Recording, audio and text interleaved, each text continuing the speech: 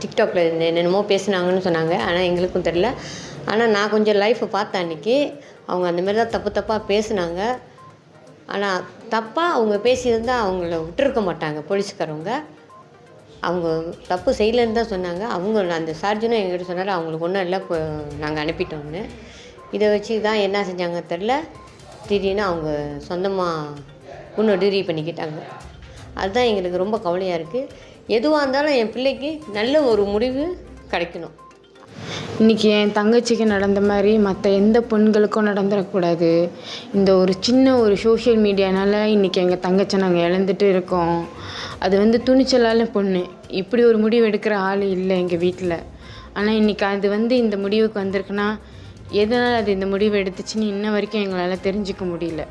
ஆனால் அதை இந்த சோஷியல் மீடியாவில் அது நல்ல காரியங்கள் கடவுளுக்கு நல்லது செய்கிறது, தொண்டு செய்கிறது, அப்படி தான் அது வாழ்ந்துச்சு, அப்படி தான் அது இருந்துச்சு.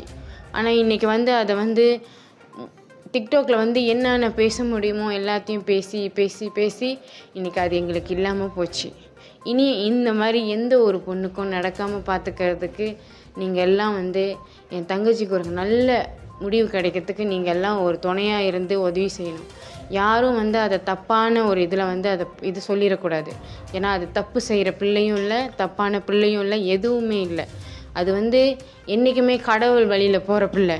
கடவுள் அது எப்போவுமே சொல்கிறது சிவனை பற்றி மட்டும்தான். அது சிவனை நம்பி தான் இருந்துச்சு, சிவன் கூட போய் சேர்ந்துருச்சு. ஆனால் அந்த நிலைமைக்கு என்ன காரணன்றத கடவுள் மூலிமா நாங்கள் தெரிஞ்சுக்கிட்டாலும், ஆனால் இப்போ என்ன நாங்கள் சொல்கிறோன்னா, இனி எந்த பெண்ணுக்கோ இல்லை எந்த ஒரு ஆளுக்கும் இந்த ஒரு நிலைமை இந்த சோஷியல் மீடியானால் வரக்கூடாது. அதுதான் நாங்கள் கேட்டுக்கிறது.